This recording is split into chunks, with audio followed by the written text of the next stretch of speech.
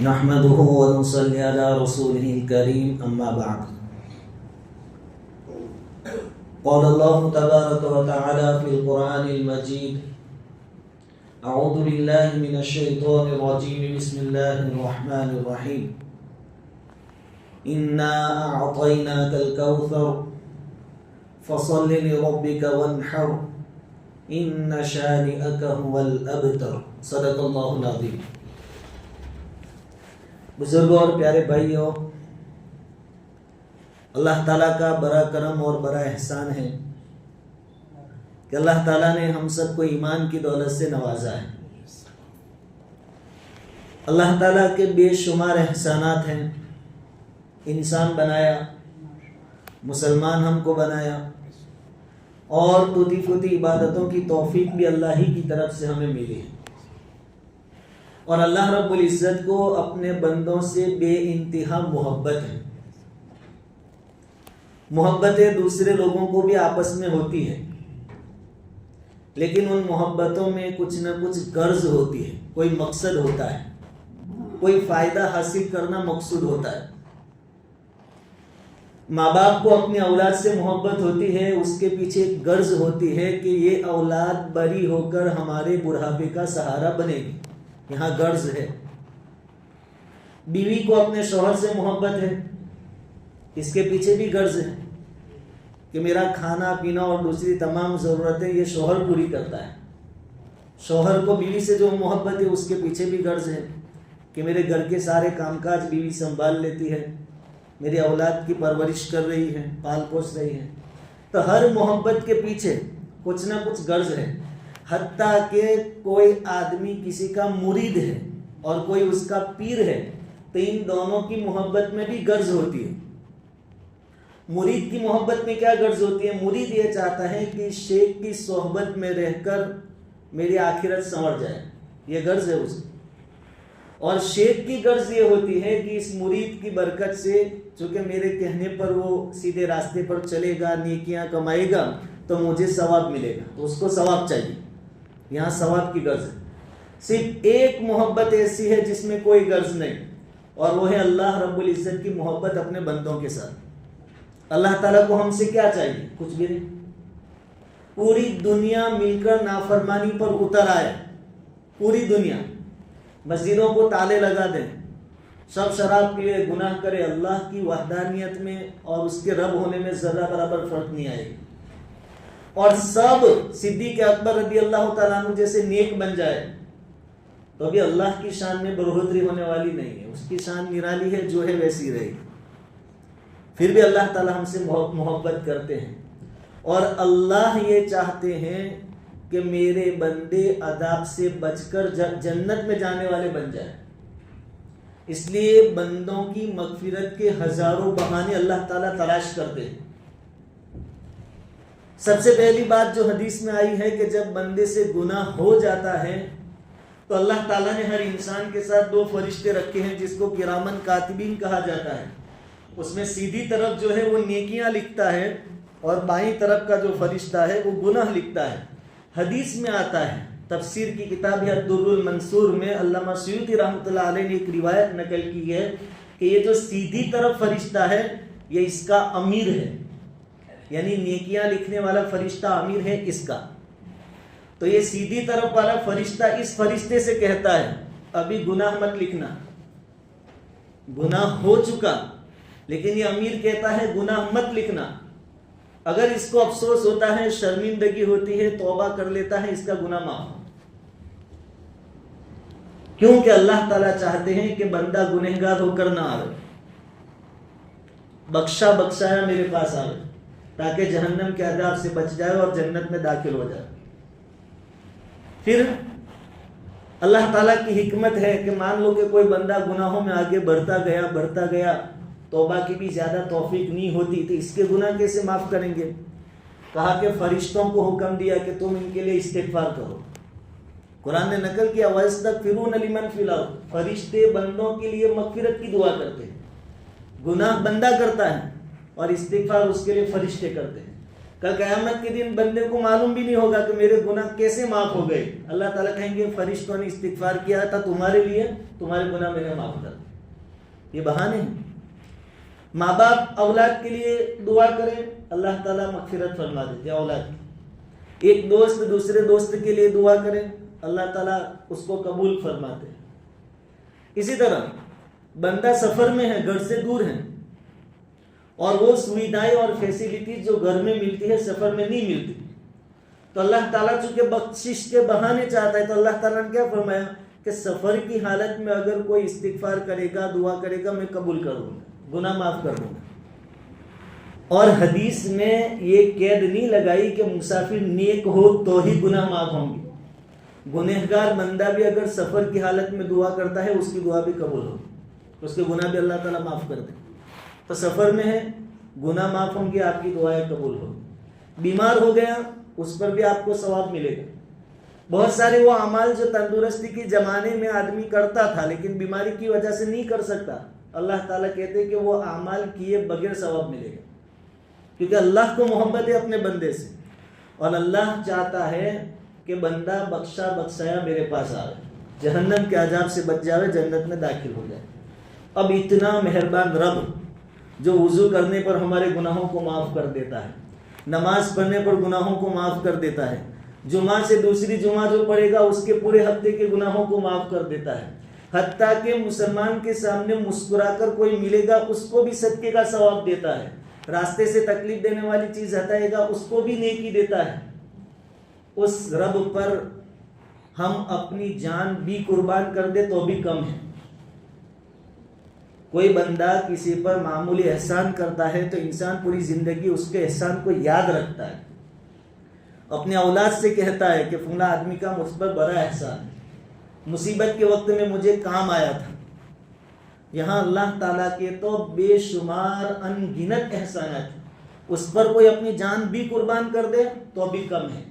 लेकिन कुर्बान जाइए अल्लाह रब्बुल इज़्ज़त की इनामात पर, उसकी रहमत पर, कि हमसे हमारी जान नहीं मांगी, जान नहीं चाहिए। क्या चाहिए?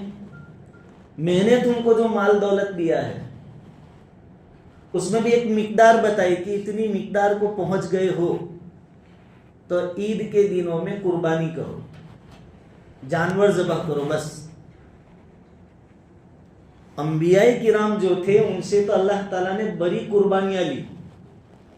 ये कुर्बानी किसकी यादगार है? हज़रत इब्राहीम अलैहिस्सलातु वस्सलाम।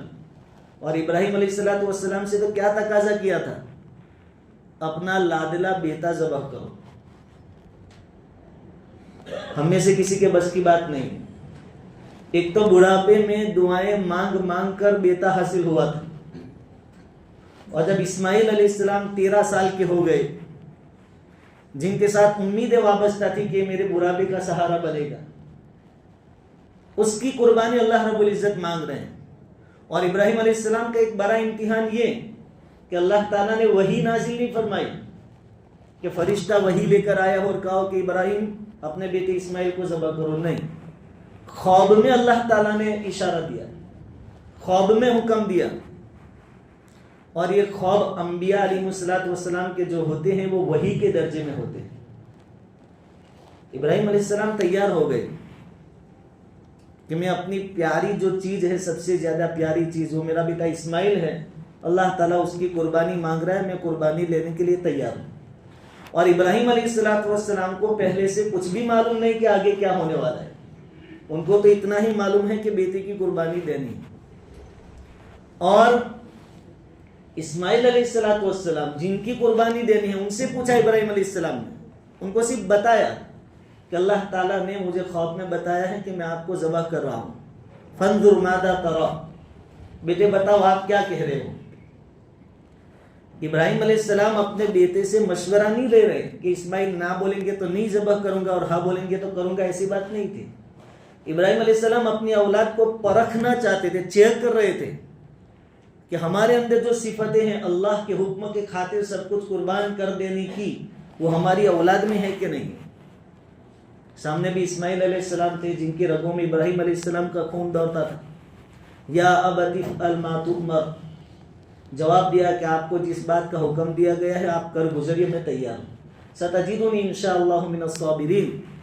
इस रास्ते में जो तकलीफें पेश आएगी इसको मैं बर्दाश्त करूंगा, आप मुझे सब्र करने वालों में पाओगे। यह है कुर्बानी की हकीकत कि मेहरबान अल्लाह के सामने अपनी जान, अपनी औलाद सब कुछ कुर्बान कर दे, लेकिन अल्लाह रब्बुल इज़्ज़त ने हमसे सिर्फ मांगा है जानवर, और पैसा दौलत माल उसी का दिया हुआ है, और अपनी ताकत के हिसाब से जो निसाब का मालिक हो उसको कुर्बानी करनी है। पहले तो हमारे पास जो चीजें होती है उनमें से कौन सी चीजों को गिनना है।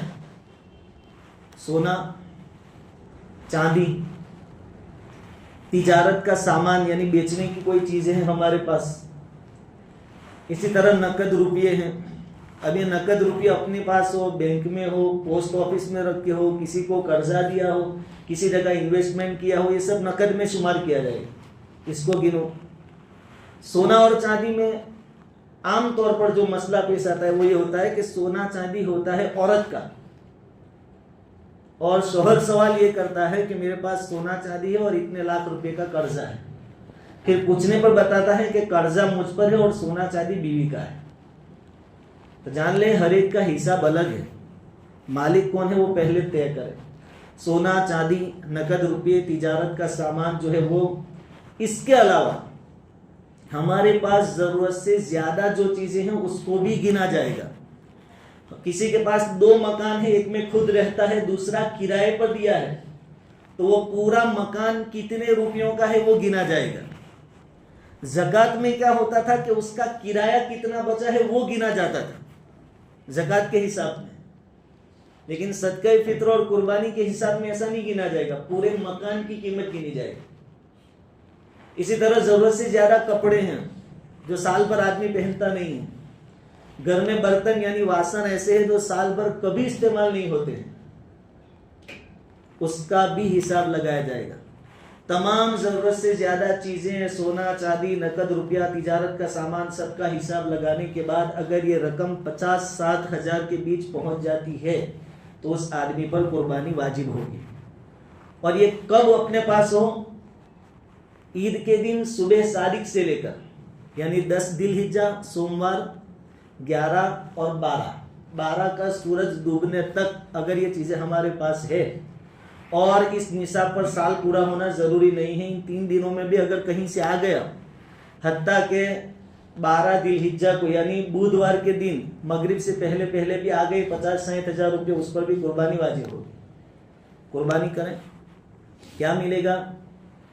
उसकी हर चीज को अल्लाह रब्बुल इज़्ज़त 70 गुना बढ़ाएंगे। उसका गोश्त, उसकी हड्डियां, चमड़ा, बाल, सींग, जो चीजें नहीं खाई जाती, फेंक दी जाती, उसका भी वजन करके नामा अमल में रख दी जाएगी। और सबसे बड़ी बात कि हुजूर सल्लल्लाहु अलैहि वसल्लम का अमल है। हुजूर सल्लल्लाहु अलैहि वसल्लम 10 साल तक मदीना में मुकीम रहे, आपने कभी कुर्बानी नहीं छोड़ी। जो अमल हुजूर ने किया हो हर एक को करना चाहिए। हज़रत थानवी रहमतुल्लाह अलैह फरमाते हैं कि कुर्बानी के बारे में ये ना पूछे कि जरूरी है कि नहीं, वाजिब है कि नहीं, क्योंकि हम अपनी जिंदगी में बहुत सारी गैर जरूरी चीजें भी करते हैं, वहां पूछने नहीं जाते। मिसाल के तौर पर हज़रत थानवी रहमतुल्लाह अलैह फरमाते हैं कि रोटी और चटनी खाकर भी पेट भर सकता है, लेकिन हम बिरयानी खाते हैं, तो बिरयानी खाकर ही पेट भरे ऐसा तो जरूरी नहीं है। इसलिए आदमी ये ना सोचे कि मुझ पर वाजिब नहीं है फिर मैं क्यों करूं, अगर हो सके गुंजाइश, वाजिब ना हो तो भी करें, बड़े सवाब का काम। एक बड़ा अमल, ईद के अगले दिन यानी 9 दिलहिज्जा यानी रविवार के दिन रोजा रखना, अरफा का रोजा जिसको कहते हैं, इसकी बड़ी फजीलत आई। बल्कि अरफा का जो दिन है, ईद का अगला दिन जो है, वो पूरे साल में बेहतरीन दिन है, सबसे बेहतर, हत्ता के रमजान के दिनों से भी बेहतर दिन ये है। और हुजूर सल्लल्लाहु अलैहि वसल्लम उस दिन रोजा रखते थे, हम रोजा रखें, हुजूर की मुशाबहत इख्तियार करें। हज़रत मूसा अलैहिस्सलाम के मुकाबले में जो जादूगर आए थे और मूसा अलैहिस्सलाम के सामने उनकी शिकस्त हुई, उनका जादू नहीं चला, अल्लाह ताला ने उनको ईमान की दौलत दे दी। मुफस्सिरीन ने एक नुक्ता लिखा है कि इनको ईमान की दौलत क्यों मिली। ये लिखा है कि इसलिए मिली कि ये लोग जब मैदान में आए मुकाबले के लिए तो लिबास मूसा अलैहिस्सलाम जैसा पहन कर आए थे। तो सिर्फ लिबास मूसा अलैहिस्सलाम जैसा था तो अल्लाह ताला ने उनको ईमान दौलत दे, ईमान की दौलत से नवाजा। तो हम भी सिर्फ अमल हुजूर सल्लल्लाहु अलैहि वसल्लम जैसा करेंगे, अरफा का रोज़ा रखेंगे तो अल्लाह ताला हमारी भी मग़फ़िरत फरमा सकते हैं। तो उसका रोज़ा रखे अरफा के दिन का, और रविवार सुबह फजर की नमाज के बाद से तकबीर तशरीक पढ़नी है। उसके बाद ईद के दिन जल्दी से हमें, अगर बारिश नहीं होती तो ईदगाह में पहुंचना है, बारिश होती है तो मस्जिदों में कौन से वक्त में नमाजों की सब लिख दिया गया है। गर्ज ये जो 10 दिन है पहले दिल हिज्जा के, उसमें से 7 दिन तो हो गए, बड़ी कीमती है। बल्कि उलमा ने लिखा है कि ये 10 दिन रमज़ान के दिनों से भी ज़्यादा कीमती है, रमज़ान से ज़्यादा। अभी 2-3 दिन जो बचे हैं उसकी कदर करें, जितनी इबादतें हो सकती है करें, कुर्बानी को शौक से करें, और जो मसले मसाइल हो अपने इमामों से, मुफ्तियान किराम और उलमा किराम से पूछ लें। अल्लाह ताला कही सुनी बातों पर कहने सुनने से ज़्यादा अमल की तौफीक अता फरमाए।